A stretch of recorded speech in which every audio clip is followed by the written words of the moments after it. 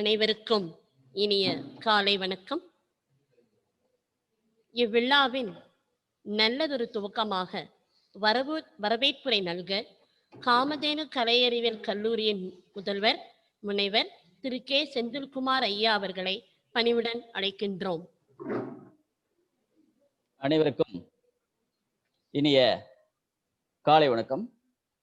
காமதேனு கலையறிவியல் கல்லூரியின் சார்பாக முதலாம் ஆண்டு மாணவர்களுக்கான இண்டெக்ஸ் ப்ரோக்ராம் வருகின்ற 5 நாட்கள் நடைபெறுள்ளது. அதன் முதல் நிகழ்வாக இன்றைய நிகழ்வு அமைந்துள்ளது. இந்த நிகழ்ச்சிக்கு அனைவரையும் வருக என அன்புடன் வரவேற்கின்றேன். தோன்றி புகழோடு தோன்றுக அஃதிலார் தோன்றலின் தோன்றாமை நன்று என்ற வள்ளுவரின் வாக்குக்கு இணங்க பேரோடும் புகழோடும் மனித நேயத்தோடும் நல்ல பண்பாளராக திகழும் இன்றைய சிறப்பு விருந்தினர், போற்றுதற்குரிய மதிப்புக்கும் அதிகாரிக்குரிய முனைவர் வி இறையன்பு IAS அவர்கள், additional chief secretary to government, director Anna institute of management Chennai அவர்களை காமதேனு கலை கல்லூரியின் சார்பாக வருக என அன்புடன் வரவேற்கின்றேன். இந்த நிகழ்ச்சிக்கு முத்தாய்ப்பாக எங்களை எல்லாம் நல்ல முறையில் வழி நடத்தும் எமது கல்லூரியினுடைய தலைவர், தாளாளர், கொங்குச்சம்மல், மதிப்புக்கும் மரியாதைக்கும் உரிய திரு ஆர் பெருமாள்சாமி ஐயா அவர்களையும் வருக என அன்புடன் வரவேற்கின்றேன். இந்த நிகழ்ச்சியில் கல்லூரி குறித்தும் கல்லூரியின் சார்பாக சிறப்பு அம்சங்களை குறித்தும் பேச இருக்கும் பாரதி கண்ட புதுமை பெண்ணாய் திகழும் எமது கல்லூரியின் செயலர் திருமதி பி அருந்ததி அவர்களை வருக என அன்புடன் வரவேற்கின்றேன். இந்த நிகழ்ச்சியின் நன்றி உரை ஆற்ற இருக்கும் எமது கல்லூரியினுடைய இணை செயலர் மலர்ச்செல்வி அவர்களை வருக என அன்புடன் வரவேற்கின்றேன். சிறப்பு விருந்தினரை அறிமுகம் செய்ய இருக்கும் தமிழ்துறை தலைவர் திரு சி சக்திவேல் அவர்களையும் எமது துறை தலைவர்களையும் பேராசிரியர் பெருமக்களையும் மாணவர்களையும் பெற்றோர்களையும் வருக என அன்புடன் வரவேற்கின்றேன்.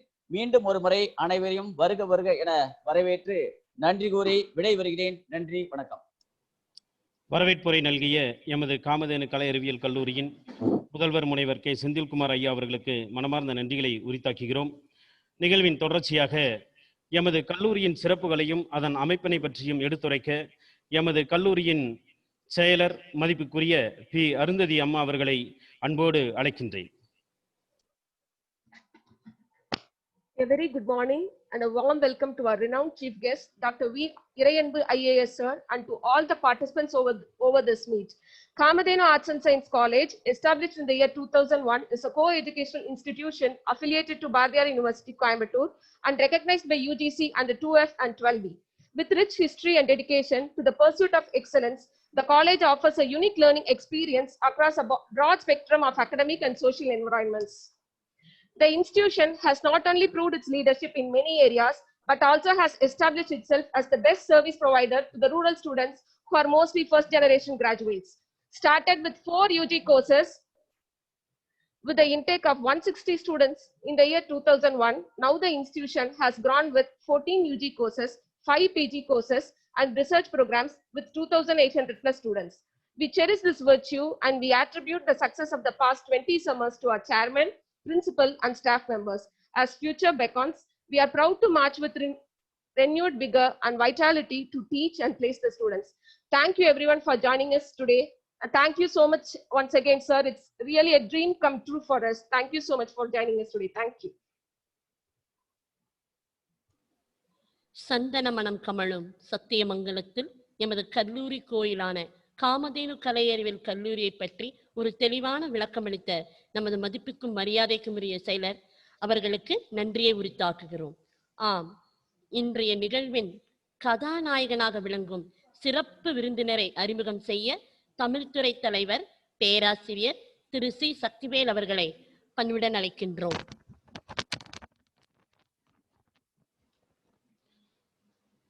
அனைவருக்கும் இனிய காலை வணக்கம். தேடிச்சோறு நிதம் தின்று பல சின்னஞ்சிறு கதைகள் பேசி மனம் வாடி துன்பமிக உழன்று பிறர் வாட பல செய்கள் செய்து நடைகூடி கிள பருவம் எய்திட கொடுங்கூற்றுக்கு இறையென மாயும் பல வேடிக்கை மனிதரைப் போல நான் வீழ்வேன் என்று நினைத்தாயோ என்ற பாரதியின் வரிகளை வணங்கி இன்றைய சிறப்பு விருந்தினரை பற்றி அறிமுகம் செய்வதில் பெருமைப்படுகிறோம். இவர் தமிழ்நாட்டின் அடையாளம். இந்திய ஆட்சிப்பணி அதிகாரியாகவும், எழுத்தாளராகவும், கல்வியாளராகவும், ஊக்கமூட்டும் தன்னம்பிக்கை பேச்சாளராகவும் திகழும் இவர் ஒரு பன்முக திறமைகளுடைய ஒரு பேராளுமை என்றால் மிகையாகாது. சேலம் மாவட்டத்தில் உள்ள காட்டூர் கிராமத்தில் திரு வெங்கடாச்சலம் அவர்களுக்கும் திருமதி பேபி சரோஜா அம்மையார் அவர்களுக்கும் 1963ஆம் ஆண்டு செப்டம்பர் மாதம் 16ஆம் தேதி இளைய மகனாக பிறந்தார். நடுத்தர குடும்பத்தில் பிறந்த இவர் சிறு வயது முதலே அர்த்தமுள்ள வாழ்க்கையை வாழ வேண்டும் என்ற உயரிய நோக்கத்துடன் தன்னை மாற்றிக்கொண்ட பண்பாளர். விவசாயத்தில் இளங்கலை பட்டமும், வணிக மேலாண்மையில் முதுகலை பட்டமும், ஆங்கில இலக்கியத்தில் முதுகலை பட்டமும், தொழிலாளர் மேலாண்மையில் முதுகலை பட்டமும், உளவியலில் முதுகலை பட்டமும், வர்த்தக நிர்வாகத்தில் முனைவர் பட்டமும், ஆங்கில இலக்கியத்தில் முனைவர் பட்டமும், மேலாண்மை துறையில் முதுமுனைவர் பட்டமும், இந்தி மொழியில் பிரவீனும், சமஸ்கிருதத்தில் கோவிதக பட்டமும், விவசாய இளங்கலை பட்ட தேர்வில் பல்கலைக்கழகத்திலேயே முதல் மாணவராக தேர்ச்சி பெற்ற பெருமைக்குரியவர். 1987இல் நடைபெற்ற குடியுரிமை பணித் தேர்வில் அனைத்திந்திய அளவில் 15வது இடத்தையும், தமிழக அளவில் முதல் இடத்தையும் பிடித்து பெருமை சேர்த்தவர். இந்திய ஆட்சி பணியில் வித்தியாசமான அதிகாரியாகவும், சமூக அக்கறை கொண்டவராகவும், தன் வாழ்க்கையை அடிப்படையான உள்ளுணர்வோடும், படைப்பாக்க உந்துதலோடும், ஆன்மீக பார்வையோடும் கண்டறிகிற பயணமாக மாற்றிக்கொண்டவர். 30 ஆண்டுகளாக அரசின் பல பொறுப்புகளில் பணியாற்றி வரும் இவர் ஏழை எளியோருக்கு உதவும் பங்காளராகவும், குறைகளை தீர்க்கும் குபேரனாகவும் இருந்து வருகிறார்.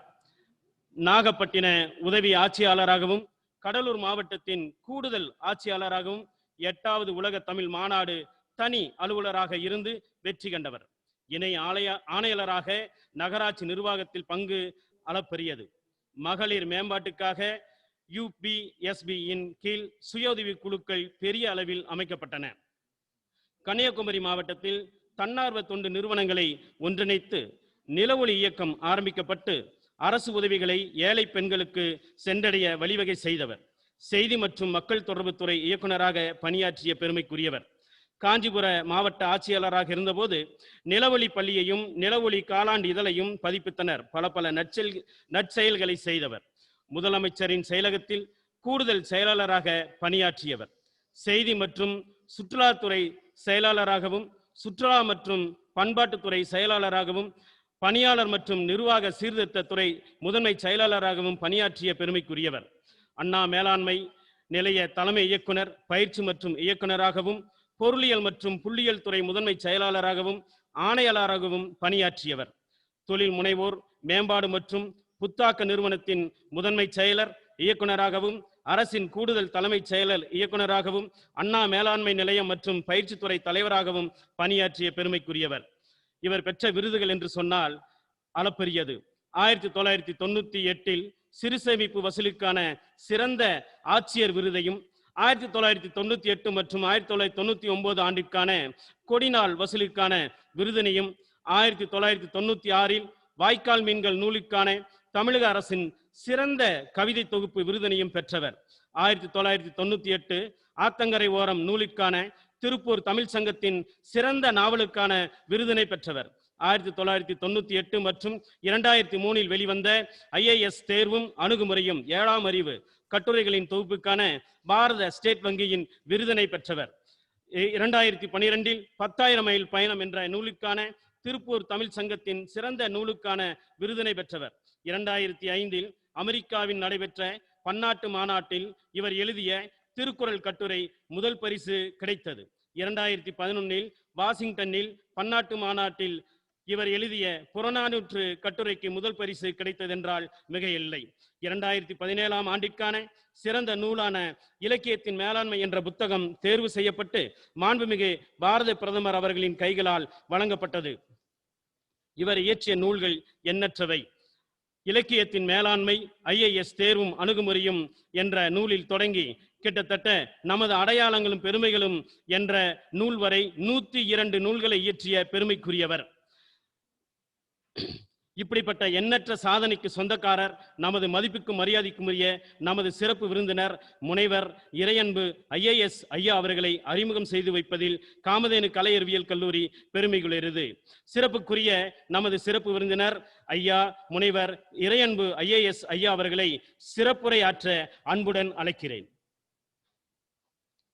காமதேனு கலை அறிவியல் கல்லூரியினுடைய தாளாளர் அவர்களே, மதிப்பிற்குரிய செயலர் அவர்களே, கல்லூரியிலே பணியாற்றுகின்ற அர்ப்பணிப்பு உணர்வு கொண்ட பேராசிரியர் பெருமக்களே, இந்த நிகழ்ச்சியில் கலந்து கொண்டு கருத்துக்களை உள்வாங்கிக் கொண்டிருக்கின்ற இந்த கல்லூரியினுடைய மாணவ மாணவியரே, உங்கள் அனைவருக்கும் என்னுடைய அன்பான வணக்கங்களை தெரிவித்துக் கொள்ளுகிறேன். கல்லூரியில் காலெடுத்து வைக்கின்ற இளம் நண்பர்களுக்காக 19 மலர்களே என்கிற தலைப்பில் நான் இன்று பேசப் போகிறேன். இந்த நிகழ்ச்சியில் நான் ஒரு மேடை பேச்சு போல பேசுவதை விரும்பாமல் உங்கள் அருகிலேயே அமர்ந்து ஒரு சிநேகிதனைப் போல, ஒரு நண்பனைப் போல, ஒரு சகோதரனைப் போல பேசுவதற்கு விரும்புகிறேன். காலேஜ் லைஃப் அப்படிங்கிறது ஒரு காலத்துல ரொம்ப ரொம்ப ஆச்சரியமான ஒரு விஷயம், ஒரு பெருமைக்குரிய விஷயம். எங்க தலைமுறையிலேயே முறை காலேஜ் போறது இந்த பையன்தான், இந்த பொண்ணுதான் அப்படின்னு சொல்லி பெருமைப்படுற மாதிரி ஒரு காலத்துல ஒரு 40 வருஷம் 50 வருஷத்துக்கு முன்னாடி காலேஜ் போறதுங்கிறது பெரிய விஷயம். நிறைய பேரு SSLC பாஸ் பண்றதே கஷ்டம். பாஸ் பண்ணிட்டு உடனே வேலைக்கு போயிடுவாங்க. ஆனா இன்னைக்கு நீங்கெல்லாம் +2 முடிச்சுட்டு காலேஜில் வர்றது ரொம்ப சர்வ சாதாரணமான ஒரு நிகழ்வாயிருச்சு. நிறைய பேர் வர்றதுனாலேயே அது ஒரு சாதாரணமான நிகழ்வு அல்லங்கிறது தான் இதை சொல்றேன். ஒரு காலத்துல சில ஊர்கள்ல மெட்ரிகுலேஷன் பாஸ் பண்ணதையே கொண்டாடுறதுக்காக ஒரு சைக்கிள் ரிக்ஷால வச்சு ஊர்வலமா எடுத்துட்டு போனாங்களாம். அந்த அளவுக்கு ஒரு பள்ளி இறுதிய கடந்து வர்றதே ரொம்ப சிரமமா இருந்த காலம்லாம் உண்டு. இன்னைக்கு நீங்கெல்லாம் கல்லூரிக்குள்ள காலடி எடுத்து வைக்கிறீங்க அப்படின்னா அது மிகவும் பெருமையான ஒரு விஷயம். அந்த பெருமையான விஷயத்தை எப்படி வாழ்நாள் முழுவதும் பெருமைப்படத்தக்க விஷயமாக மாற்றிக்கொள்வது அப்படிங்கிறது சம்பந்தமா தான் நான் பேச போறேன். காலேஜ் அப்படிங்கிற சொல்லு காலேஜியம் அப்படிங்கிற ஒரு லத்தீன வார்த்தையிலிருந்து வந்தது. காலேஜியம் அப்படின்னு சொன்னா பார்ட்னர்ஷிப்னு அர்த்தம். பார்ட்னர்ஷிப்னா உங்களுக்கு தெரியும், ஒரு 4-5 பேர் சேர்ந்து ஒரு கூட்டு சேர்ந்து ஒரு செயலை செய்யறது தான் பார்ட்னர்ஷிப். தனியா செய்யற ஒரு விஷயம் அல்ல. அது மாதிரி காலேஜ் அப்படிங்கிறது என்னன்னா, இந்த காலேஜினுடைய மேனேஜ்மெண்ட், காலேஜில் இருக்கக்கூடிய ப்ரொஃபசர்ஸ், நீங்க மட்டுமில்ல உங்களோடு சேர்ந்த ஸ்டூடெண்ட்ஸ், உங்களுடைய பெற்றோர் எல்லாரும் சேர்ந்து ஒரு பார்ட்னர்ஷிப்பை அமைத்து கொண்டு அணுகுவதுதான் இந்த காலேஜ் லைஃப். கல்லூரி அப்படிங்கிற சொல் தமிழ் இலக்கியமான சீவக சிந்தாமணியிலே இடம்பெற்றிருக்கிறது. நீங்கெல்லாம் இந்த காலேஜில் சேர்றீங்க. இது நாள் வரைக்கும் நீங்க படிச்சிருக்கிறீங்க, பள்ளிக்கூடத்துல படிச்சீங்க. அந்த பள்ளிக்கூட வாழ்க்கைக்கும் இந்த கல்லூரி வாழ்க்கைக்குமான வித்தியாசம் என்ன அப்படிங்கிறது ரொம்ப முக்கியம். பள்ளியை பொறுத்த வரைக்கும் உங்களுடைய பள்ளி உங்களுடைய கைகளை பிடித்து நடைபயில வைத்தது. அதனால நீங்க என்ன பண்ணீங்கன்னா, ஒவ்வொரு நாளும் உங்களை மானிட்டர் பண்ணுவதற்கு வசதியாக அவர்களுடைய ஒத்தாசையை கேட்டுக்கொண்டு படித்தீர்கள். அடிக்கடி தேர்வு, நீங்க படிச்சிருக்கீங்களான்னு வெரிஃபை பண்றது, பேரண்ட் டீச்சர்ஸ் மீட், அது இல்லாம நிறைய உங்களுக்கு தேவைப்படுற தகவல்களை தருவதற்கான பயிற்சி நிலையங்கள், இப்படி பல்வேறு விதமான எக்ஸ்போசருக்கு அப்புறம் ஆல்மோஸ்ட் ஒரு ஸ்பூன் ஃபீடிங் பண்ணி ஸ்கூலிங்க முடிச்சுட்டு நீங்க இப்ப காலேஜில் வரீங்க. இந்த காலேஜ் லைஃபுக்கும் ஸ்கூல் லைஃபுக்கும் இருக்கிற வித்தியாசம் என்னன்னா, காலேஜ் லைஃப்ல you are on your own. நீங்களா நடைபயணும். இந்த நடைவண்டியை பிடிச்சுக்கிட்டு நடைபயில முடியாது, அல்லது வேற யாருடைய சுண்டு விரலையாவது பிடிச்சுக்கிட்டு நீங்க நடைபயில முடியாது. நீங்களே நடைபயணும், தடுமாறி விடாம நடைபயணும். அதுதான் ரொம்ப முக்கியம். உங்க பேரண்ட்ஸும் இது நாள் வரைக்கும் உங்களை கண்காணிச்சாங்க, உங்க கூடயே ஓடி வந்தாங்க, உங்களை 4 மணிக்கு எழுப்புனாங்க, உங்களுக்கு பிவரேஜஸ் எல்லாம் கொடுத்து உங்களை படிக்க வச்சாங்க. நீங்க எவ்வளவு மார்க் வாங்க போறீங்களோ அப்படின்னு அவங்க வழிமேல் விடி வைத்து உங்களை தேர்வுக்கு அனுப்பிச்சுட்டு பார்த்தாங்க. சில நேரங்களில் வெளியே காத்திருந்தாங்க.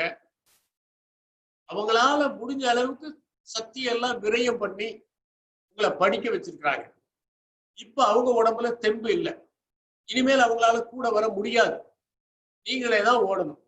உங்களுக்கு இனிமேல் பிடித்துக் கொள்வதற்கு சுண்டு விரலோ சுட்டி காட்டுவதற்கு சுட்டு விரலோ துணையாக இருக்க போவதில்லை, நீங்களாகவே தேட வேண்டும். அப்படி தேடுகிற ஒரு முயற்சியில் உங்களை நீங்கள் எவ்வாறு ஈடுபடுத்திக் கொள்ள போகிறீர்கள் அப்படிங்கிறது தான் நான் இன்னைக்கு சொல்லக்கூடிய விஷயங்கள். இப்ப என்னுடைய காலேஜ் லைஃப்ல நான் பிஎஸ்சி அக்ரி படித்தேன் கோயம்புத்தூர்ல. அந்த பிஎஸ்சி அக்ரி படிக்கும் போது எங்களுக்கும் ஒரு ஓரியன்டேஷன் ப்ரோக்ராம் நடத்தினாங்க. அதுல இந்த கல்லூரி மிகச்சிறந்த கல்லூரி, இங்க மிகப்பெரிய விஞ்ஞானிகள்லாம் உருவாகி இருக்கிறாங்க, நீங்க நல்லா படிச்சீங்கன்னா மிக மேன்மையான இடத்தை அடையலாம் அப்படின்லாம் சொன்னாங்க. ஆனால் நாங்கள் அந்த கல்லூரியில சக மாணவர்கள் எல்லாரும் சேர்ந்து படிச்சோம், மதிப்பெண்கள் வாங்கணும், நல்லபடியா படிக்கலாம் போயிட்டோம். ஆனா அதுக்கப்புறம் இப்ப திரும்பி பார்க்கும்போது மறுபடியும் ஒரு கல்லூரி மாணவனாக நான் அதே பல்கலைக்கழகத்திற்கு சென்றால் ஒவ்வொரு நிமிடத்தையும் செம்மையாக பயன்படுத்துவேன். எங்கள் கல்லூரியில் இருக்கிற அத்தனை வசதிகளையும் மிகவும் சிறப்பாக பயன்படுத்துவேன் அப்படிங்கிற ஒரு வைராகியம் வருது. ஆனா மறுபடியும் போக முடியுமா? மறுபடியும் நான் போய் பிஎஸ்சி அக்ரி அங்க படிக்க முடியுமா? மறுபடியும் எனக்கு 17 வயது ஆக முடியுமா? காலம் யாருக்காகவும் காத்திருப்பதில்லை. காலத்தினுடைய சக்கரங்கள் வேகமாக சுழன்று கொண்டே இருக்கின்றன, அதுதான் உண்மை.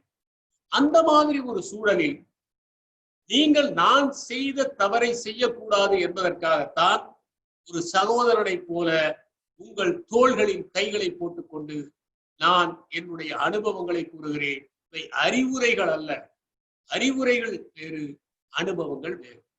அனுபவங்கள் என்பவை அக்கறையால் சொல்லப்படுபவை. அனுபவங்கள் என்பவை அனுபவித்து பட்டு உணர்ந்து தெளிந்ததால் சொல்லப்படுபவை. எனவே இதை நீங்கள் அனுபவங்களாக எடுத்துக் கொள்ளுங்கள், அறிவுரைகளாக எடுத்துக் கொள்ளாதீர்கள். இந்த கல்லூரி வாழ்க்கை இருக்கு, இது அற்புதமான ஒரு பீரியட். இனிமேல் இப்படி ஒரு பீரியட் உங்களுக்கு கிடைக்கவே கிடைக்காது. 4 ஆண்டுகளோ 5 ஆண்டுகளோ அல்லது 3 ஆண்டுகளோ நீங்கள் படித்து முடித்து விட்டு வெளியே போகிற போது நீங்கள் என்னவாக ஆகிறீர்கள் என்பதுதான் உங்களுடைய வாழ்க்கையை தீர்மானிக்கக்கூடிய ஒன்றாக இருக்க போகிறது. இந்த 3 ஆண்டுகள் அல்லது இந்த 5 ஆண்டுகள்ல நீங்கள் உங்கள் காலகட்டத்தை எவ்வாறு பயன்படுத்திக் கொள்ள போகிறீர்கள், எவ்வளவு செம்மையாக பயன்படுத்திக் கொள்ள போகிறீர்கள், அதுதான் ரொம்ப முக்கியம். இந்த காலேஜ் லைஃப் அப்படின்னு ஒண்ணு நிறைய மாணவர்கள் நினைக்கிறது என்னன்னா, இனிமேல் நம்ம ஃப்ரீ, நம்மளை யாரும் எதுவும் கேட்க போறதே கிடையாது, நாம இஷ்டத்துக்கு இருக்கலாம், ஜாலியா இருக்கலாம்.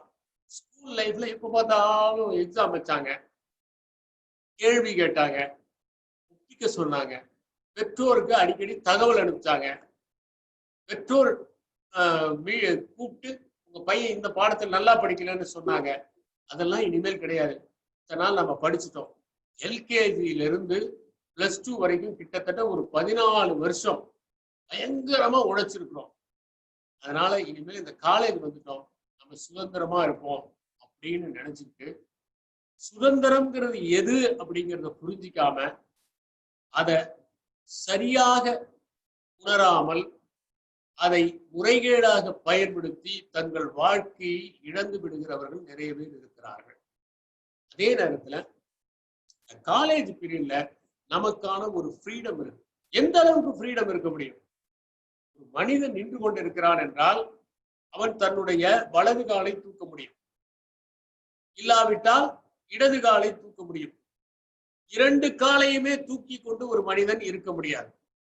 அது மாதிரி ஒரே ஒரு காலை தூக்குவதை போலத்தான் உங்களுக்கு இங்கே சுதந்திரம் கிடைத்திருக்கிறதே தவிர 2 கால்களையுமே தூக்குகிற அளவிற்கு உங்களுக்கு சுதந்திரம் கிடைக்கவில்லை. 2 காலையும் தூக்குனா கீழே தான் விழணும், அடிதான் படும். அதைத்தான் நிறைய பேர் சந்திக்கிறாங்க. முதல்ல இந்த கல்லூரியில நுழைஞ்சு நீங்க காலடி எடுத்து வைத்திருக்கிறீங்க காமதேனு கல்லூரி. காமதேனுன்னா என்னன்னு உங்களுக்கு தெரியும். மித்தாலஜில அது ஒரு எல்லாவற்றையும் தருகிற ஒரு பசு. இந்த காமதேனுவிடம் சென்று எதை கேட்டாலும் அது தரும். அதுதான் நம்ம மித்தாலஜில வரக்கூடியது, இந்தியன் மித்தாலஜி.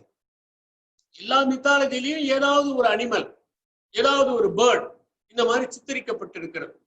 பீனிக்ஸ் பறவை என்பது சித்தரிக்கப்பட்டிருக்கிறது. அது மாதிரி இந்திய இலக்கிய மரபில், இந்திய இதிகாச மரபில் காமதேனு, நந்தினி போன்றவை சித்தரிக்கப்பட்டிருக்கின்றன. இந்த கல்லூரியும் ஒரு காமதேனு தான். ஆனால் நீங்கள் அதில் எதை கேட்டு பெறப்போகிறீர்கள்? அறிவை கேட்டு பெறப்போகிறீர்களா? ஞானத்தை கேட்டு பெறப்போகிறீர்களா? புத்திசாலித்தனத்தை கேட்டு பெறப்போகிறீர்களா? அல்லது இந்த பசுவிடமிருந்து எதுவுமே கேட்காமல் 3 ஆண்டுகளையோ 5 ஆண்டுகளையோ கழித்து விட்டு வெளியே செல்ல போகிறீர்களா? அதுதான் ரொம்ப முக்கியம். நீங்கள் என்ன கேட்க போகிறீர்கள்? ஒருவேளை நம்ம முன்னாடி திடீர்னு கடவுள் தோன்றி உனக்கு என்ன வேணும் அப்படின்னு கேட்டா கூட நிறைய பேருக்கு கேட்க தெரியாதுங்க. ஏன்னா அவங்க அதற்கான மன தயாரிப்பையே பண்ணல. திடீர்னு கடவுள் தோன்றுனா உங்களுக்கு என்ன வேணும்னு கேட்டா என்ன வேணும்னே தெரியாம நிறைய பேர் இருப்பதற்கான காரணம் என்னவென்றால் நமக்கு வாழ்க்கையை பற்றிய தெளிவான புரிதல் இல்லை. நான் நிறைய பள்ளிக்கூடத்துக்கு போய் மாணவர்களை பார்த்து கேட்பேன், நீங்க எதுக்காக படிக்கிறீங்க? அவங்க சொல்றது மார்க் வாங்குறதுக்காக படிக்கிறோம். எதுக்காக மார்க் வாங்குறீங்க? நல்ல படிப்பு படிக்கிறதுக்காக படிக்கிறோம். எதுக்காக நல்ல படிப்பு படிக்கிறோம்? நல்ல வேலைக்கு போகணும். நல்ல வேலைக்கு போய் என்ன பண்ண போறீங்க? நிறைய சம்பாதிக்கலாம். நிறைய சம்பாதிச்சு என்ன பண்ண போறீங்க? மகிழ்ச்சியா இருக்க போறோம். சரி, மகிழ்ச்சியா இருந்து என்ன பண்ண போறீங்க? தெரியாது. இன்னும் சொல்ல போனால் மகிழ்ச்சி என்பது நம்முடைய நலனை பார்த்துக் கொள்வதில் இல்லை. நம்மை சார்ந்த அத்தனை பேருமே மகிழ்ச்சியாக இருக்கிற போதுதான் அந்த மகிழ்ச்சியாக இருக்க முடியும். இல்லாவிட்டால் அது வெறும் இன்பமாக இருக்க முடியும். நாம் ஒரு செயலை செய்கிற போது, இப்ப நான் மட்டும் டீ சாப்பிட்டேன்னு வச்சுக்கோங்க, அது இன்பம். என்னுடைய நண்பர்கள் 4 பேர் வந்திருக்காங்க, அவங்க 4 பேருக்கும் தேநீரை கொடுத்து விட்டு நானும் பருகினால் அது மகிழ்ச்சி. மகிழ்ச்சி என்பது எப்போதுமே மற்றவர்களை மகிழ்ச்சியாக வைத்திருப்பதில் தான் இருக்கிறது என்பதை உணர வேண்டும். உங்களுடைய கல்லூரி வாழ்க்கை தொடங்குகிறதுனா இனிமேல் நீங்கள் ஒரு மனிதனாகிற காலகட்டத்தில் அடியெடுத்து வைக்கிறீர்கள் என்பதை புரிந்து கொள்ள வேண்டும். You are going to become a man. So far you were a boy. You are going to become a man and you are going to attain your manhood. அப்ப எவ்வளவு ரெஸ்பான்சிபிலிட்டிஸ் உங்களுக்கு இருக்கணும் அப்படிங்கறத உணருங்க. முதல்ல கல்லூரியில் நுழைகிற நீங்கள் உங்கள் வாழ்க்கையை பற்றிய ஒரு நீல வரைபடத்தை வைத்துக் கொள்ளுங்கள், ஒரு ப்ளூ பிரிண்ட். இந்த கல்லூரி வாழ்க்கையை நான் எவ்வாறு பயன்படுத்த போகிறேன்? பள்ளிக்கூடத்துல போகும்போது உங்க பள்ளிக்கூட வாழ்க்கையை எப்படி பயன்படுத்துவது என்று ஒரு நீல வரைபடம் உங்களிடம் இல்லை.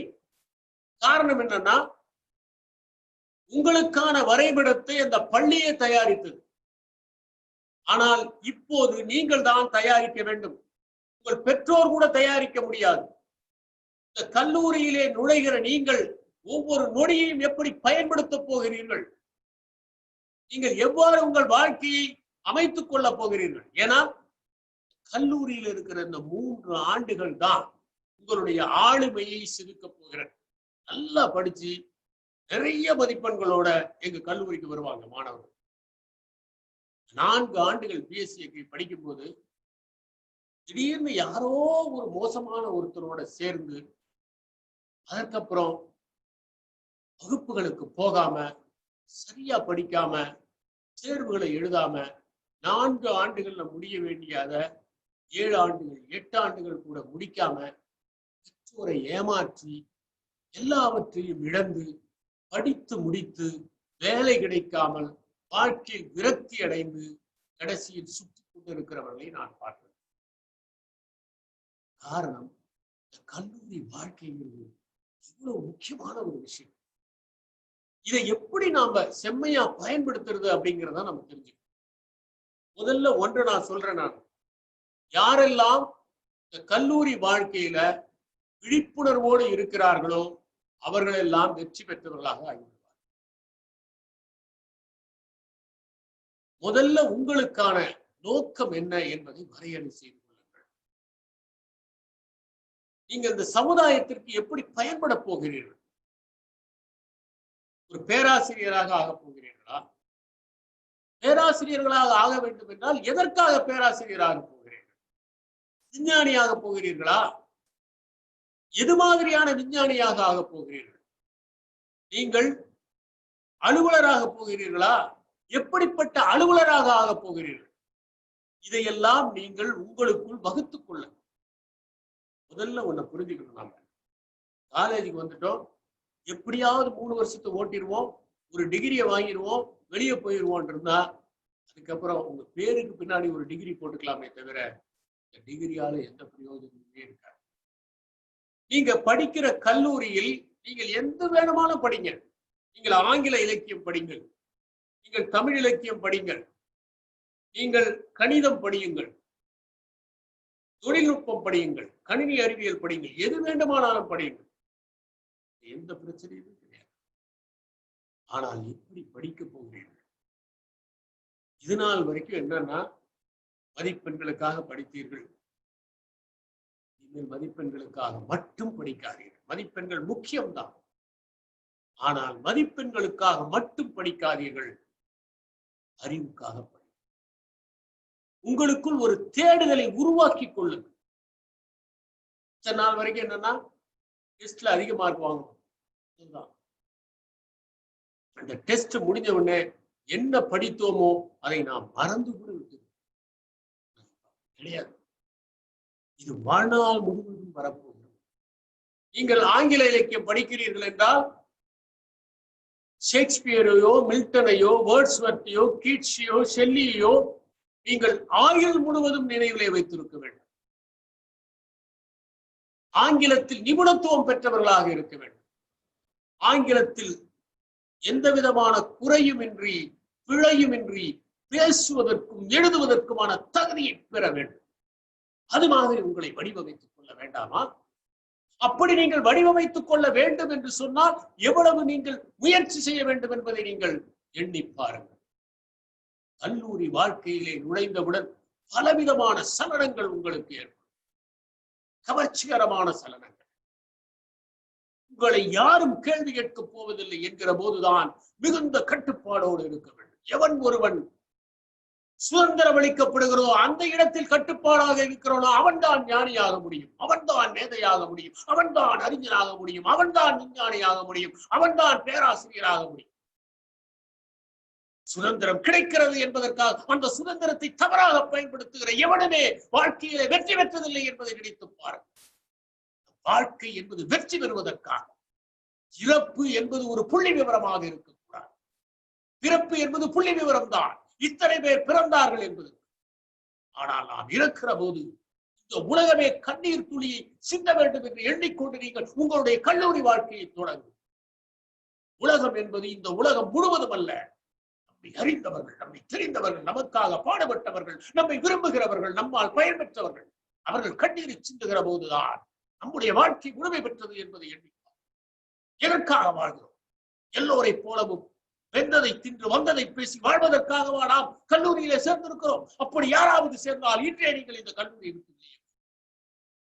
உங்கள் கல்வியால் எந்த பயனும் இல்லை என்பதை கல்வி என்பது மகத்தான் அமுதத்தை போல உங்கள் கையிலே அளிக்கப்பட்டிருக்கிற ஆனந்தமான ஒரு வஸ்து. அதை நீங்கள் பயன்படுத்த போகிறீர்களா? தூக்கி எறிய போகிறீர்களா? நான் பார்த்திருக்கிறேன், கல்லூரியிலே சில மாணவர்கள் களிமண்ணாக வருவார்கள். மற்ற மாணவர்கள் எல்லாம் அவர்களை பார்த்து சிரிப்பார்கள். அவர்கள் சட்டை கிழிந்திருக்கும், அவருடைய தலைமுடி சரியாக கத்தரிக்கப்பட்டிருக்காது, அவர்களுக்கு முறையாக பேச வராது, தயங்கி தயங்கி வருவார்கள். ஆனால் அந்த கல்லூரியில் நுழைந்ததும் மற்ற மாணவர்கள் எல்லாம் தங்களை கேலி செய்கிறார்கள் என்பதை பார்த்து அவர்களுக்குள் ஓர் வைராகியம் வந்தது. அந்த பொழுது அவர்கள் தங்களை வடிவமைத்துக் கொள்வார்கள். தொடக்கத்திலே தயக்கத்துடன் இருந்த அவர்கள் நூலகத்திற்கு செல்வார்கள். தினம் ஒரு புத்தகத்தை எடுத்து வாசிப்பார்கள். ஆங்கிலம் பேசத் தெரியாது என்பதற்காக எதையுமே வகுப்பிலே பேசத் தெரியாமல் இருக்கிற மாணவர்கள் ஆங்கில புத்தகங்களை வாசிப்பார்கள், ஆங்கில சொற்பொழிவுகளை கேட்பார்கள். ஓராண்டிலே அவர்கள் சரளமாக ஆங்கிலத்தில் பேசுவதற்கு கற்றுக்கொள்வார்கள். மேற்படிப்பு படிக்க எந்த பல்கலைக்கழகங்களில் எல்லாம் வெளிநாடுகளில் வாய்ப்பு இருக்கின்றன என்பதை அறிந்து கொள்வார்கள். அதற்கு விண்ணப்பிப்பார்கள். மேற்படிப்பை அங்கே சென்று தொடர்வார்கள். பிறகு இந்தியாவிற்கு திரும்பி வருகிற போது புது பொலிவு பெற்றவர்களாக, ஞான ஒளி பெற்றவர்களாக அவர்கள் வந்து சேருவார்கள். அவர்களை பார்க்கிறவர்கள் எல்லாம் இந்த கல்லூரியிலே களிமண்ணாக வந்தானே அந்த மாணவனா இவன் என்று ஆச்சரியப்படுவார்கள். நான் உங்களுக்கு சொல்வது அதுதான். இந்த கல்லூரியிலே நுழைகிற நீங்கள் இந்த கல்லூரியை விட்டு வெளியே போகிற போது அற்புதமான மாணவர்களாக, ஒளிபடித்த மாணவர்களாக, உங்கள் முகத்திலே ஞான கலை சிந்துகிற அளவிற்கு பொலிவு பெற்றவர்களாக செல்ல வேண்டும். அதற்காக இன்றிலிருந்தே உங்களை தயார் செய்ய. உலகத்திலே பணம் போனால் சம்பாதித்துக் கொள்ளலாம், உடல் நலம் போனால் திரும்ப வராது, மனநலம் போனால் கிடைக்கவே கிடைக்காது, நேரம் போனால் வரவே வராது. மற்றவர்கள் நமக்கு உணவை தரலாம், உடையை தரலாம், வேலை வாய்ப்பை தரலாம், வழிகாட்டுதலை தரலாம், புத்தகங்களை தரலாம், குறிப்புகளை தரலாம். ஆனால் ஒரே ஒரு நிமிடத்தை யாரும் நமக்கு தர முடியாது என்பதை கல்லூரியில் தான் உங்களுடைய வாழ்க்கை வடிவமைக்கப்படுகிறது. பள்ளியிலே இருந்த போது உங்களுடைய வாழ்க்கை மற்றவர்களால் வடிவமைக்கப்பட்டது. நீங்கள் என்ன படிக்க வேண்டும் என்பதை உங்கள் பெற்றோர் தீர்மானித்தார்கள். நீங்கள் என்ன உண்ண வேண்டும் என்பதை உங்கள் பெற்றோர் தீர்மானித்தார்கள். எப்படி படிக்க வேண்டும் என்பதை உங்கள் ஆசிரியர்கள் தீர்மானித்தார்கள். ஆனால் ஒரு கல்லூரியிலே நீங்கள் சேர்ந்திருக்கிறீர்கள். நீங்கள் எதை படிக்க வேண்டும் என்பதை நீங்கள் தீர்மானித்திருக்கிறீர்கள். எப்படி படிக்க வேண்டும் என்பதை நீங்கள் தீர்மானிக்கப் போகிறீர்கள். இந்த 3 ஆண்டுகள் ஒவ்வொரு நொடியையும் எப்படி பயன்படுத்தப் போகிறீர்கள் என்பதை நீங்கள் தீர்மானிக்கப் போகிறீர்கள். அதனால் தான் நான் உங்களிடம் சொல்லுகிறேன், இந்த கல்லூரி வாழ்க்கையை நீங்கள் முழுமையாக பயன்படுத்தினால் உலகம் உங்கள் பெயரை சொல்லுகிற அளவுக்கு நீங்கள் உயர்ந்து நிற்க முடியும் என்பதை நினைத்து பாருங்கள். இளம் மாணவர்களே, உங்களிடம் 3 கருத்துக்களை நான் சொல்ல விரும்புகிறேன். முதலாவதாக, மகாத்மா காந்தியடிகள் சொன்னதைப் போல ஒவ்வொரு நொடியும் நீங்கள் முன்னேறுவதற்கான வாய்ப்பு இந்த காமதேனு கல்லூரியிலே இருக்கிறது. நீங்கள் ஒவ்வொரு நாளும் இரவு உங்களை சுய பரிசோதனை செய்து கொள்ள வேண்டும். இன்று நான் ஏதேனும் வளர்ந்திருக்கிறேனா? நான் ஏதேனும் அறிவு பெற்றிருக்கிறேனா? நேற்று இருந்ததை விட இன்று ஏதேனும் மேன்மை பெற்றிருக்கிறேனா என்று யோசித்து பாருங்கள். ஒருவேளை நீங்கள் இன்று எந்த அறிவையும் பெறாவிட்டால் ஒரு நாளை வீணடித்து விட்டீர்கள் என்று. ஒவ்வொரு நொடியையும் உன்னதமடைய வேண்டும். கல்லூரி என்பது தனிப்பட்ட முறையிலே ஒருவன் பயிலுகிற இடம் இல்லை. அது உங்களோடு பல மாணவர்கள் பயிலுகிற இடம், பல பேராசிரியர்கள் கற்றுக் கொடுக்கிற இடம். பேராசிரியரிடமிருந்து நீங்கள் பாடத்தை மட்டும் கற்றுக்கொள்ளாதீர்கள், அவர்களிடம் இருக்கிற விழுமியத்தை கற்றுக்கொள்ளுங்கள். அந்த பேராசிரியரிடம் ஓய்வு நேரத்திலே சென்று பேசுங்கள். நான் பல மாணவர்களை பார்த்திருக்கிறேன். கல்லூரி முடிந்ததும் ஏதோ அவர்கள் கடமை முடிந்ததைப் போல மாலையிலே அங்கிருந்து பறந்து செல்வதை பார்த்திருக்கிறேன்.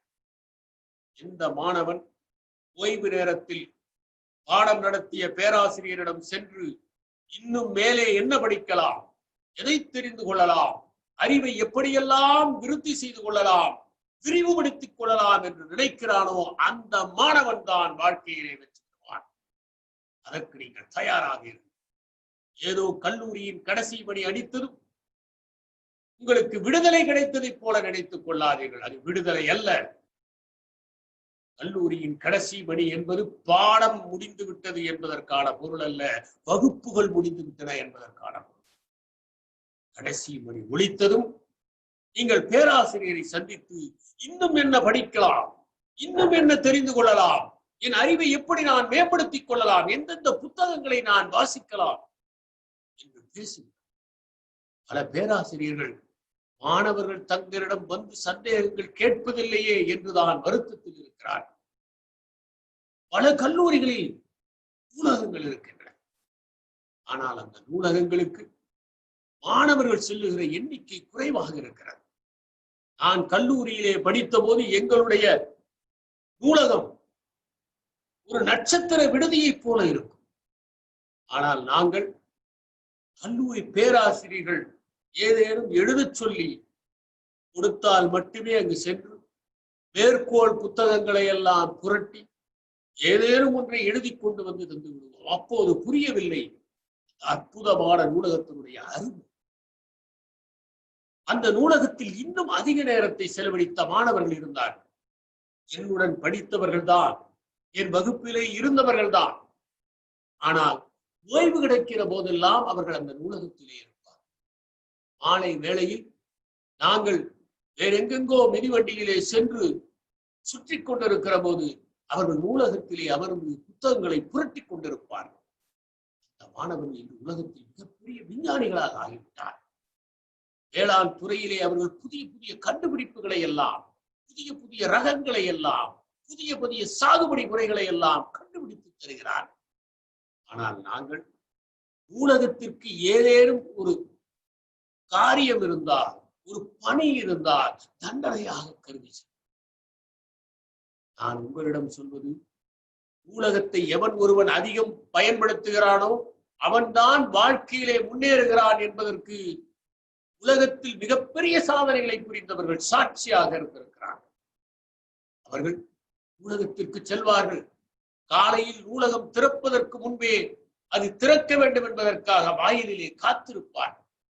மாலையில் அந்த நூலகத்தை மூடுகிற போது அவர்களை வலுக்கட்டாயமாக வெளியேற்றுகிற அளவிற்கு புத்தகங்களிலே மூழ்கி போய்விடுவார்.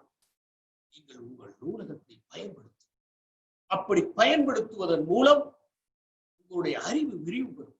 உங்களுடைய மதிப்பெண்களை வைத்து யாரும் உங்களுக்கு பணி தருவப் போவதில்லை. ஒரு கட்டத்தில் மதிப்பெண்கள் மட்டுமே முக்கியமாக இருந்தன. ஆனால் இன்று வளாக நேர்காணலிலே உங்கள் அறிவு பரிசோதிக்கப்படுகிறது. இன்று எல்லா பணிகளுக்குமே போட்டித் தேர்வுகள் வந்துவிட்டன. அந்த போட்டித் தேர்வுகளை எழுதினால்தான் நீங்கள் பேராசிரியராக முடியும். அதை எழுதினால்தான் நீங்கள் அதிகாரிகளாக முடியும். அதை எழுதினால்தான் நீங்கள் வங்கி பணிக்கு செல்ல முடியும். அதை எழுதினால்தான் நீங்கள் ரயில்வே பணிக்கு செல்ல முடியும். அதை எழுதினால்தான் நீங்கள் மத்திய தேர்வாணைய குழுவினால் தேர்ந்தெடுக்கப்படுவீர்கள். ஆகவே அறிவை வளர்த்துக் கொள்வதற்கு பயன்படும். இரண்டாவதாக நான் கூறுவது, ஒவ்வொரு நொடியும் நீங்கள் முன்னேற்றத்தை அடைவதற்கு அற்புதமான நண்பர்களை தேர்ந்தெடுக்க. நாம் யாருடன் பழகுகிறோம் என்பதை பொறுத்துத்தான் நம்முடைய ஆளுமை கட்டமைக்கப்படுகிறது. நாம் முட்டாள்களோடு பழகினால் நாளடைவில் நாமும் முட்டாளாகவே ஆகிவிடும். அறிவாளிகளோடு பழகினால் நமக்கும் அறிவு தாகம் ஏற்படும், அறிவு பசி ஏற்படும். இன்னும் வாசிக்க வேண்டும், இன்னும் விரிவுபடுத்திக் கொள்ள வேண்டும் என்கிற உந்துதல் ஏற்படும். ஆகவே நீங்கள் நல்ல நண்பர்களை பெறுங்கள். பழக்க வழக்கங்களில் மேன்மையானவர்களை, அறிவிலே சிறந்தவர்களை, உழைப்பிலே உன்னதமானவர்களை, உற்சாகப்படுத்துவதில் தன்னிகர் இல்லாதவர்களை, வழிகாட்டுவதில் விற்பனார்களாக இருப்பவர்களை நீங்கள் தேர்ந்தெடுத்து அவர்களோடு பழகுங்கள். 4 நல்ல நண்பர்களை கல்லூரியிலே பெற்றுக் கொள்ளுங்கள். அவர்கள் தன்னலமில்லாதவர்களாக இருக்கிறார்கள். நீங்கள் அவர்களோடு கழிக்கிற ஒவ்வொரு நொடியும் உங்களை உயர்த்துவதாக இருக்க வேண்டும். பல மாணவர்கள் கல்லூரிக்கு சென்றதும் தவறான சிநேகத்தின் காரணமாக கெட்டுப் போவதை என் கண்களிலும் பார்த்திருக்கிறேன். எங்கள் கல்லூரியிலேயே அது நிகழ்ந்திருக்கிறது. அதுவும் குறிப்பாக கள்ளம் கவடம் இல்லாதவர்களாக, எந்த விதமான சூதுவாதும் இல்லாதவர்களாக, பெற்றோரால் பொத்தி பொத்தி வளர்க்கப்பட்டவர்களாக இருக்கிற மாணவர்கள் தான் கல்லூரிக்கு வந்ததும் விரைவிலே கெட்டுப் போகிறார்கள் என்பதை நான் கண்டிருக்கிறேன். காரணம், அவர்கள் எளிதிலே மற்றவர்களுடைய ஆளுமைக்கு உட்படுவீர்களாக இருக்கிறார். கல்லூரியிலே நுழைகிற போது நீங்கள் உண்மையிலேயே சாதிக்க வேண்டும் என்று நினைத்தால் உங்களைப் போலவே தாகம் கொண்ட மாணவர்களை நீங்கள் நண்பர்களாக அவர்களோடு அதிக நேரத்தை செலவழியுங்கள். அறிவு சார்ந்த விஷயங்களை பேசுங்கள். இப்போதெல்லாம் பல மாணவர்களுடைய பிரச்சனை அவர்கள் நேரத்தை வீணடிப்பதுதான். மின்னணு சாதனங்கள் என்பவை ஒரு மனிதனுடைய நேரத்தை திருடிக் கொள்கின்றன. அவை சிறிது நேரம் கழிக்கலாம் என்று நினைத்தால் இன்னும் வேண்டும் இன்னும் வேண்டும் என்று தின்ன தின்ன திகட்டாமல் கேட்கிற தீயை போல நம்முடைய நேரத்தை திருடிக் கொண்டு விடுகிறது. நான் உங்களுக்கு சொல்லுகிறேன், மின்னணு சாதனங்கள் மோசமானவை அல்ல, அவை அற்புதமானவை. ஓர் ஆங்கில பதத்திற்கு உடனடியாக பொருள் வேண்டும் என்றால் அகராதியை புரட்டி கொண்டிருப்பதற்கு அதிக நேரம் தேவைப்படும். ஆனால் உடனடியாக உங்கள் மிடுக்கு பேசியில் அதற்கான பொருளை நீங்கள் தெரிந்து கொள்ள முடியும். ஒரு அற்புதமான செய்தியை நீங்கள் அறிந்து கொள்ள வேண்டும் என்றால் கலைக்களஞ்சியத்தை முன்பெல்லாம் புரட்டி கொண்டிருக்க வேண்டும். ஒரு நாட்டின் தலைநகரம் எது என்பதை தெரிந்து கொள்வதற்கு நீங்கள் பல புத்தகங்களை பார்க்க வேண்டும். ஆனால் இந்த முடிப்பொழுதில் அவை உங்களுக்கு கிடைத்துவிடும். உங்கள் பாடத்திலே கூட ஏதேனும் ஒரு சந்தேகம் ஏற்பட்டால் அதை தீர்த்து கொள்ள வேண்டும் என்று நீங்கள் விரும்பினால் அதை நிமிடத்திலே தீர்த்துக் கொள்வதற்கான வாய்ப்பு உங்களுடைய மிடுக்கு பேசியிலே கிடைக்கிறது. அதனால் நான் உங்களிடம் மிடுக்கு பேசி வேண்டாம், மின்னணு சாதனம் வேண்டாம் என்று சொல்ல போவதில்லை. முறையாக பயன்படுத்துகிறவருடைய கைகளிலே காகிதம் கவிதையாகிறது. ஆனால் தவறாக பயன்படுத்துகிறவன் அதை கசக்கி எறிகிறான். நீங்கள் கவிதையாக ஆக்கப் போகிறீர்களா, கசக்கி எறிய போகிறீர்களா என்பதை முடிவு செய்ய. நான் சொல்வதெல்லாம் நீங்கள் மின்னணு சாதனங்களை தேவைக்கு பயன்படுத்துங்கள். வீண் அரட்டை அடிப்பதற்கு பயன்படுத்தாதீர்கள். அதை கொண்டு பொழுதுபோக்குவதற்காக பயன்படுத்தாதீர்கள். பொழுதுபோக்கு எது என்பதை பொறுத்துத்தான் ஒரு மனிதன் மேன்மை அடைபவனா அல்லது கீழ்மை அடைபவனா என்பதை தீர்மானிக்க முடியும்.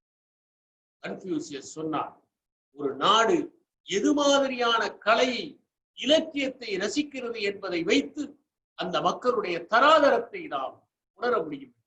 நீங்கள் படிப்பவை இலக்கியங்களா மலிவான புத்தகங்களா என்பதை வைத்து உங்களுடைய ரசனையை சொல்ல முடியும். உங்கள் ரசனை மேன்மையானதாக இருந்தால் உயரமான இலக்குகளை நீங்கள் நிர்ணயித்துக் கொள்கிறீர்கள், வைராகியத்தை வளர்த்துக் கொள்ளுகிறீர்கள். நீங்கள் கல்லூரியிலே படிக்கிற போது தயவு செய்து உலகத்திற்கு சென்று மிக மேன்மையான மனிதர்களுடைய வாழ்க்கை வரலாறுகளை படியுங்கள். கார்ல் மார்க்ஸுடைய வாழ்க்கையை படித்தால் அவர் எவ்வாறு தாகம் கொண்டு படித்தார் என்பது தெரியும். சே குவாராவை நீங்கள் படித்தால் அவர் எவ்வளவு தூரம் அடிமைப்பட்ட நாடுகளை, சுரண்டப்படும் நாடுகளை எல்லாம் தன்னுடைய சொந்த நாடாக கொண்டார் என்பது தெரியும். அம்பேத்கருடைய வாழ்க்கை வரலாற்றை படித்தால் அவர் எப்படி விடிய விடிய படித்து தன்னை மேதையாக மாற்றினார் என்பதை தெரிந்து கொள்ளலாம். நெல்சன் மண்டேலாவை படித்தால் 27 ஆண்டுகள் சிறையில் இருந்தால் சிறிதும் வைராகியம் குன்றாமல் அவர் எப்படி இருந்தார். அது முடிந்த பிறகும் அந்த சிறை வாழ்க்கையிலே தன்னை கொடுமைப்படுத்தியவர்களை அழைத்து ஜனாதிபதியான போது விருந்து கொடுக்கிற பெருந்தன்மையும் பகைவனுக்கு அருள்வாய் நன்னெஞ்சே என்கிற நல்லெண்ணமும் கொண்டவராக அவர் விளங்கினார் என்பது தெரியும்.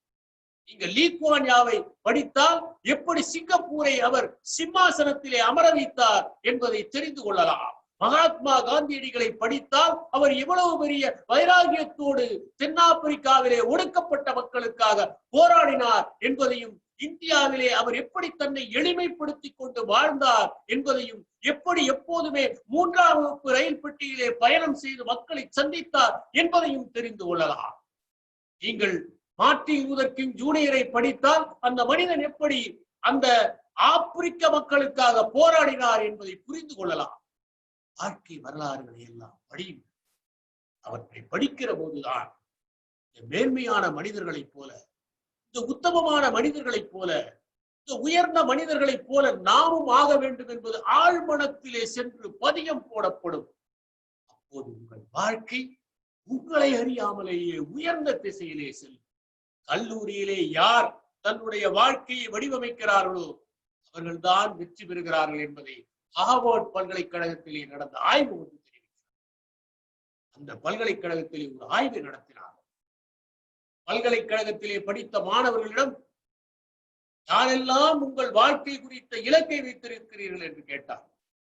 3% மாணவர்கள் தான் தங்கள் வாழ்க்கைக்கு எந்த நோக்கம் என்பதை சொன்னார்.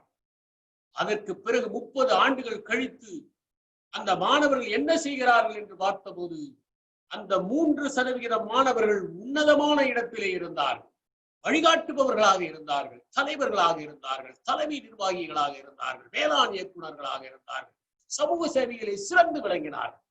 அதற்கு காரணம் அவர்கள் வாழ்க்கையை வடிவமைத்துக் கொண்டார்கள். வாழ்க்கையை வடிவமைப்பதற்கு இந்த கல்லூரி தான் ஏற்ற பாய். கல்லூரியிலே இருக்கிற போது வாழ்க்கை கலகலப்பாகத்தான் இருக்கும். ஆனால் வெளியே சென்று வாழ்க்கை அகழியிலே வழுக்கி விடும்போது, பிரச்சனை முதலைகள் பிடுங்கி தின்னும் போதுதான் உங்களுக்கு வாழ்க்கையை பற்றி தெரியும். எனவே அதிலே வழுக்கி விடாமல் இருப்பதற்கு இப்போதே உங்களை தயார்படுத்துங்கள் என்பதுதான் என்னுடைய மாணவர்களே. உங்களுக்கு நான் தவறவிட்ட ஒன்றை சொல்கிறேன். ஒருவேளை நான் கல்லூரியிலே படிக்கிற போது என் வாழ்க்கை குறித்த ஒரு தெளிவான பார்வையை வகுத்துக் கொண்டிருந்தால் இன்று நான் இன்னும் உன்னதமான இடம். நான் செய்த தவறை நீங்கள் செய்யக்கூடாது என்பதற்காகத்தான் சொன்னேன். நீங்கள் என்னவாக போகிறீர்கள், இந்த சமூகத்திற்கு உங்களால் என்ன விளையப் போகிறது என்பதை தீர்மானித்துக் கொள்வதற்கு நிறைய நூல்களை படி. நேரம் கிடைக்கிறதா? ஒரு புத்தகத்தோடு பொழுதை போக்குங்கள். ஒரு புத்தகத்தை படிப்பதால் முதலாவதாக உங்களுடைய அறிவு விரிவு பெறுகிறது, உங்களுடைய மொழியின் ஆளுமை மேன்மை அடைகிறது. மூன்றாவதாக தன்னம்பிக்கை உங்களுக்கு சேருகிறது. நீங்கள் எந்த இடத்தில் இருந்தாலும் தனித்து நிற்பீர்கள். நீங்கள் எழுந்து நின்றால் அந்த அவையை உங்களை பார்த்து மதிக்கின்ற அளவுக்கு உங்களுடைய சொற்பொழிவும் உங்களுடைய தேடுதலும் இருக்கும். தேடுதலை தொடங்குவதற்கான இடம்தான் உள்ளது. ஊடகத்தை பயன்படுத்துங்கள், புத்தகங்களை வாசியுங்கள். தினமும் 5 சொற்களுக்காவது பொருளை புரிந்து கொள்ளுங்கள். அருஞ்சொற் பொருளை புரிந்து கொண்டு அந்த சொல்லை எப்படி பயன்படுத்துவது என்று தெரிந்து கொள்ள. கல்லூரியிலே நீங்கள் தயங்கி நிற்க வேண்டிய அவசியம். கல்லூரியில் தான் நீங்கள் உங்களுடைய மொழி ஆளுமையை வளர்த்துக் கொள்ள வேண்டும். எந்த இடத்திலும் தயங்காமல் உங்களுடைய கருத்தை வெளிப்படுத்துவராக இருக்க வேண்டும். பேச கற்றுக்கொள்ளுங்கள். எந்த மேடையிலும் நீங்கள் ஏறி பேசுகிற அளவிற்கு தன்னம்பிக்கையை வளர்த்துக் கொள்ளுங்கள். கடைசி பலகையிலே அமர்ந்து வாழ்நாளை கழித்து விட்டு வெளியே வரலாம் என்று நினைக்காதீர்கள். எங்கு அமர்வது என்பது முக்கியமல்ல.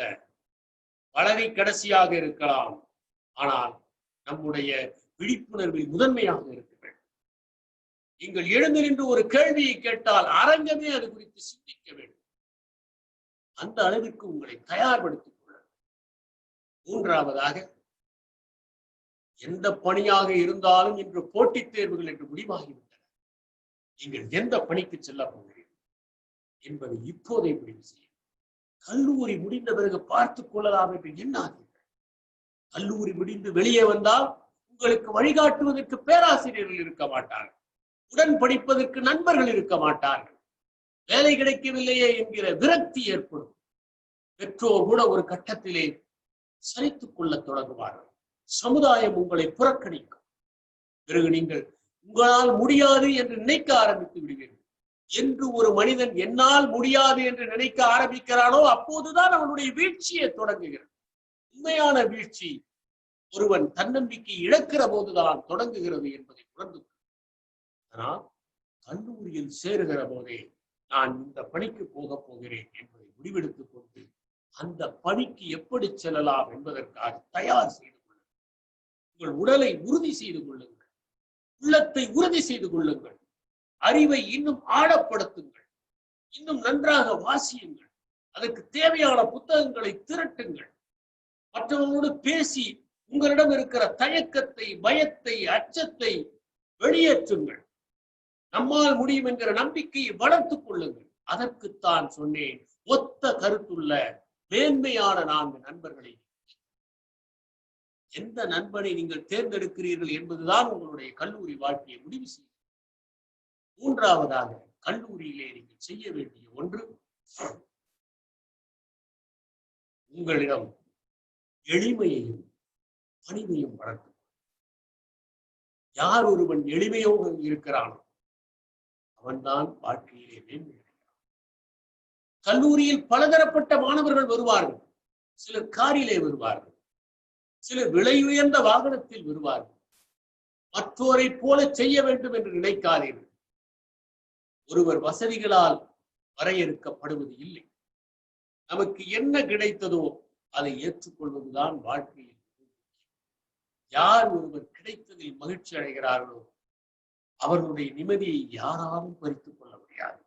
நீங்கள் மிதிவண்டியிலே சென்றால் கூட பெருமையோடு செல்லுங்கள். ஏனென்றால் அந்த மிதிவண்டி உங்கள் தந்தை வாங்கி கொடுத்தார். அந்த மிதிவண்டியால் கௌரவம் வரப்போவதும் இல்லை, போகப் போவதும் இல்லை. நீங்கள் எவ்வாறு கல்லூரியிலே உங்களுடைய படிப்பை தொடர்ந்து முடித்து வெளியே வருகிறீர்கள் என்பதை பொறுத்து தான் உங்களுடைய கௌரவம். ஆகவே மற்ற பணக்கார மாணவர்களை பார்த்து அதை போல வாழ வேண்டும் என்று நினைக்காதீர்கள். அடுத்தவர்கள் கைபேசியை பார்த்து அதை போல வாங்க வேண்டும் என்று நினைக்காதீர்கள். அடுத்தவர்கள் வாகனத்தை பார்த்து அதை போல வாங்க வேண்டும் என்று நினைக்காதீர்கள். உங்கள் பெற்றோர் இத்தனை நாளாக நிறைய உங்களுக்கு செலவழித்து விட்டார்கள். இறுதி கட்டமாக அவர்கள் கல்லூரி வாழ்க்கையிலும் உங்கள் மீது முதலீடு செய்கிறார்கள்.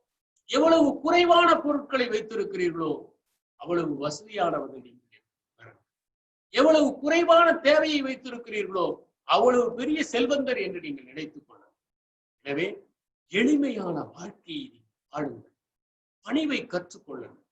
இந்த கல்லூரியிலே நுழைந்ததிலிருந்து நீங்கள் உங்களை எப்படி வளர்த்துக் கொள்ள வேண்டும் என்பதை முழுமையாக ஆய்வு செய்து நாள் ஒன்றிலிருந்தே அதை நோக்கிய பயணமாக அதை மாற்றிக்கொள்ளுங்கள்.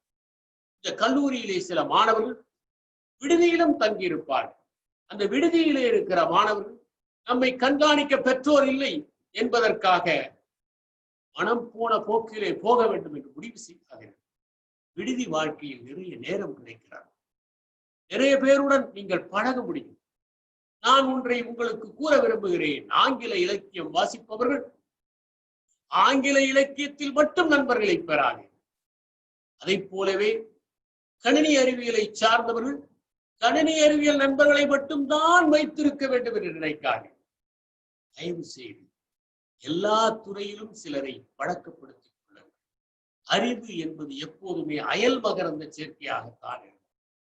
பலரிடம் பழகுகிற போது அவருடைய பழக்கம் உங்களை இன்னும் செம்மையாக்குவதற்கு உதவியாக இருக்கும், இன்னும் உங்களை செறிவாக்குவதற்கு உதவியாக இருக்கும்.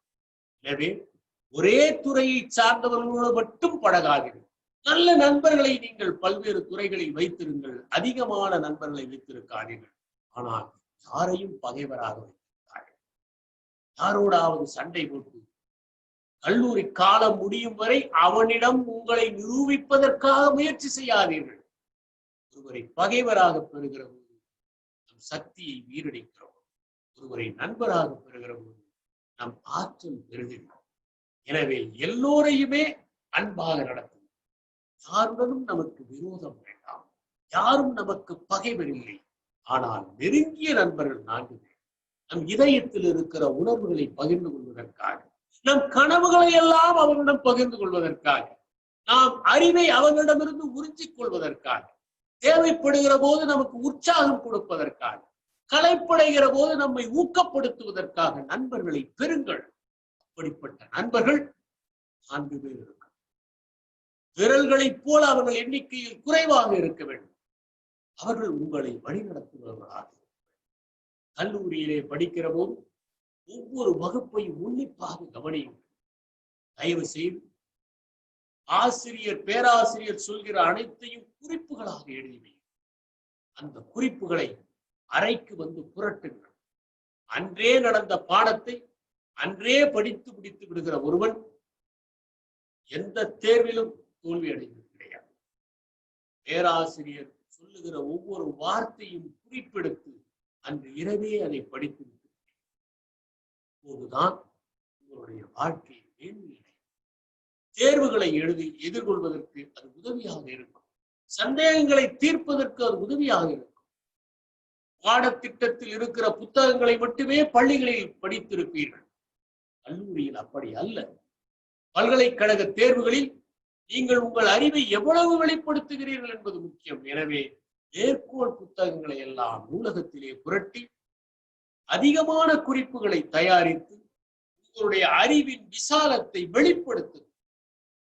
கல்லூரியிலே படிக்கிற போது இன்னொன்று முக்கியம். இதனால் வரை படிப்பு படிப்பு அதை தவிர வேறில்லை நினைப்பு என்று இருந்து விட்டீர்கள். இனி நீங்கள் தயவு செய்து ஏதேனும் ஒரு அருமையான பொழுதாக்கத்தை வளர்த்துக் கொள்ளுங்கள். பொழுதுபோக்கு வேறு, பொழுதாக்கம் வேறு. பொழுதுபோக்கு என்பது நேரத்தை செலவழிப்பது. பொழுதாக்கம் என்பது நேரத்தை முதலீடு செய்வது. ஏதேனும் ஒரு நல்ல பொழுதாக்கம், அது நாணயங்களை சேகரிப்பதாக இருக்கலாம், ஒரு கைவேலையாக இருக்கலாம், அல்லது சிறந்த நாவல்களை படிப்பதாக இருக்கலாம், அல்லது ஒரு நல்ல பயிற்சியை கற்றுக்கொள்வதாக இருக்கலாம், ஒரு நல்ல விளையாட்டை கற்றுக்கொள்வதாக இருக்கலாம். ஏதேனும் ஒரு பொழுதாக்கத்தை நீங்கள் அவசியம் கற்றுக்கொள்ள வேண்டும். அந்த பொழுதாக்கம் தினமும் 1 மணி நேரம் நீங்கள் செய்தால் உங்கள் மனத்தை தளர்த்திக் கொள்வதற்கு உதவியாக இருக்கும். உங்கள் உடலை செம்மைப்படுத்திக் கொள்வதற்கு உதவியாக இருக்கும். எந்த காலகட்டத்திலும் விரக்தி அடையாமல் இருப்பதற்கு அந்த பொழுதாக்கம் உதவியாக இருக்கும். அது மட்டுமல்ல, நல்ல பொழுதாக்கமாக இருந்தால் அது உங்களுடைய அறிவின் எல்லைகளை எல்லாம் இன்னும் விரிவாக ஆக்குவதற்கு உதவியாக இருக்கிறது. நான் தளர்வுற்ற நேரங்களில் எல்லாம் என்னுடைய பொழுதாக்கங்கள் தான் உதவியாக இருக்கும். நல்ல பொழுதாக்கத்தின் மூலம் நல்ல நண்பர்களை நீங்கள் பெறுவீர்கள். அந்த நண்பர்கள் உங்களுக்கு தெரியாத நுணுக்கங்களை எல்லாம் உங்களுக்கு சொல்லித் தருவார்கள். பொழுதாக்கத்தை விட்டுவிட்டு கல்லூரி நாட்களிலே பொழுதுபோக்குவது மட்டும் போதும். திரைப்படங்கள் பார்க்கலாம், நகைச்சுவையை பார்க்கலாம், மிடுக்கு பேசியிலே வருகிற குறுஞ்செய்திகளை பார்க்கலாம், நகைப்புக்கு உரிய சில காட்சிகளை பார்த்து நாம் மகிழ்ச்சியாக இருக்கலாம் என்று நினைக்காதீர்கள். அதற்காக நாம் வாழ்க்கையில் திரைப்படங்களே வேண்டாம் என்று கூறவில்லை. பாருங்கள், சிறந்த திரைப்படங்களை பாருங்கள், வாழ்க்கையை பிரதிபலிக்கிற திரைப்படங்களை பாருங்கள், உலக சினிமாவை பாருங்கள். அவை வாழ்க்கையின் நுட்பங்களை கற்றுத் தருகின்றன. என்றாவது ஒரு நாள் பொழுதுபோக்குவதற்கும் திரைப்படம் பாருங்கள். என்றாவது ஒரு நாள் மிடுக்கு பேசியை நீங்கள் கேளிக்கைக்காகவும் பயன்படுத்துங்கள். ஆனால் நேரம் குறைவாக இருக்கிறது. அதில் அதிக நேரத்தை செலவழித்து உங்கள் வாழ்க்கையை தொலைத்து விடாதீர்கள். கல்லூரியிலே நுழைந்திருக்கிற நீங்கள் காமதேனு கலை அறிவியல் கல்லூரியில் உங்கள் வாழ்க்கையை செம்மைப்படுத்திக் கொண்டு இங்கிருந்து செல்லுகிற போது நீங்கள் கல்லாக வந்திருந்தால் சிற்பமாக செல்ல வேண்டும். நீங்கள் கூறிகையாக வந்திருந்தால் ஓவியமாக செல்ல வேண்டும். நீங்கள் சொற்களாக வந்திருந்தால் கவிதையாக செல்ல வேண்டும். அப்போதுதான் கல்லூரிக்கும் பெருமை, உங்களுக்கும் பெருமை. இந்த கல்லூரியிலே இருப்பவர்கள், எங்கள் மாணவர்கள் உலக அரங்குகளில் எல்லாம் கொடிகட்டி பறக்கிறார்கள். அவர்கள் அறிவின் சிகரத்தில் ஏறி நிற்கிறார்கள். நேர்மையான அதிகாரிகளாக இருக்கிறார்கள். சிறந்த கவிஞர்களாக இருக்கிறார்கள்.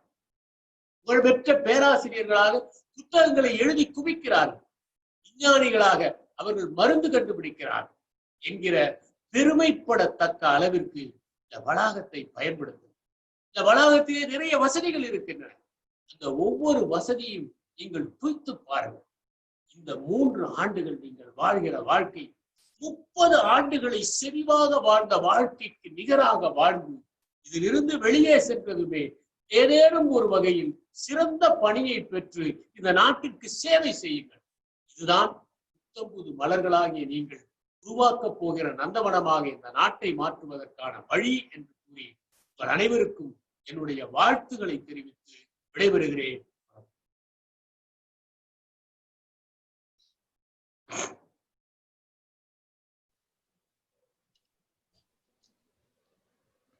ஐயா, அற்புதமான உரை ஐயா. தன் திறமைகளை மேம்படுத்துவதில் முயற்சி வேண்டும். கேள்வி பிறர் கேட்காத போதுதான் கட்டுப்பாடாக இருக்க வேண்டும் என்றும், கல்லூரி பருவத்தில் உங்களை நீங்களே வடிவமைத்துக் கொள்ளுங்கள் என்றும், ஒவ்வொரு நொடியையும் முறையாக பயன்படுத்துங்கள்.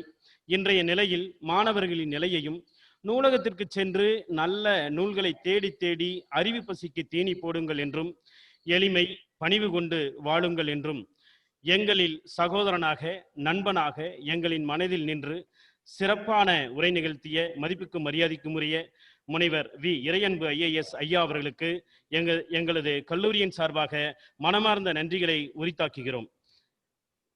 ஐயாவின் முன் ஐயா மாணவர்கள் மின்னஞ்சலில் அனுப்பிய சில கேள்விகள் மாணவர்களின் சார்பாக எமது கல்லூரியின் செயலர் அம்மா அவர்கள் இப்பொழுது உங்களிடம் சில கேள்விகளை கேட்பார். Thank you so much, sir. Sir, the first question is, what is your opinion and view on new education policy, sir? As a government servant, I refrain from commenting on it. Okay, sir. Thank you. You can ask, the students can ask about the college life. Okay, sir. That's more relevant, how they can spend their college life, how they can use the library, how they can learn for advancement. Those questions are more important. Don't ask about government policies, government programs, about other things which are not relevant to them. Okay, sir. Thank you, sir. Sir, what would be the first book you would recommend who is not having reading habits so far, sir? One Tamil book and one English book. The English book that I would refer is Jonathan Livingston Seagull by Richard Bach. It's a book how one can progress and attain enlightenment. One need not be curbed by the pressures of the society. Then I would recommend Satya Sodhanai as the first Tamil book for students. Thank you so much, sir. Sir, other than the third question is, other than reading books, what would be your stress busters, sir? Stress buster is to travel, cycling, playing, doing exercise, maybe meditation. These are all the stress busters. And watching birds, exploring the plants, observing nature would all be the stress busters. Okay, sir. Thank you so much, sir. Thank you. நன்றி madam. எங்களின் கேள்விகளுக்கு அற்புதமான முறையிலே பதிலளித்த ஐயா அவர்களுக்கு மனமார்ந்த நன்றியை உரித்தாக்குகிறோம். 1000 தோல்விகளை நீ ஒரு விஷயத்தில் அடைந்தாலும் சற்றும் சளைக்காத போராட்ட குணம் ஒன்று உன்னிடம் இருக்குமேயானால் உன்போல வெற்றியாளன் இந்த உலகில் இன்னும் உருவாகவில்லை என்றே கூறலாம் என்ற கூற்றுக்கிணங்க பல வெற்றிகளை பெற்று இன்று பேரோடும் புகழோடும் விளங்கிக் கொண்டிருக்கின்ற ஐயா அவர்கள் நலமோடு வாழ எங்களின் மனமார்ந்த நெஞ்சார்ந்த நன்றிகளை உரித்தாக்குகிறோம். இறுதியாக நன்றியுரை வழங்க எமது காமதேனு கலை அறிவியல் கல்லூரியின் இணைச் செயலர் மதிப்புக்கும் மரியாதைக்கும் உரிய இணைச் செயலாளர் பி மலர்ச்செல்வி அம்மா அவர்களை நன்றியுரை ஆற்ற அன்போடு அழைக்கின்றேன். Good morning, everyone. Honorable Chief Guest, respected dignitaries, and my dear students. As a management, it is a great privilege for me to propose vote of thanks on this very special occasion of first day of freshers. At the outset, I take this opportunity to express my heartfelt thanks to Dr. Irayanbu IAS avargal. It is honor to have this great star with us in our midst. To listen to such an illustrious is a great blessing. His oration has ignited the young minds who I am pretty sure would be doubly confident to face their future. Academics, if it becomes a passion, it can do wonders. And Sir has underlined the importance of passionate pursuit towards studies. Likewise, his words on discipline are precious and the student should adopt it as a golden rule. I don't know if I can thank Sir with words, but our minds are filled with gratitude. Thank you so much, Sir. My thanks goes to my fellow management members, faculties, technical staffs, and the parents who have joined us today. Last but not least, my deep sense of appreciation and thanks to our students for connecting us live with great enthusiasm and made it a successful event. Once again, I thank you all for being with us this morning. Have a wonderful day ahead. Thank you.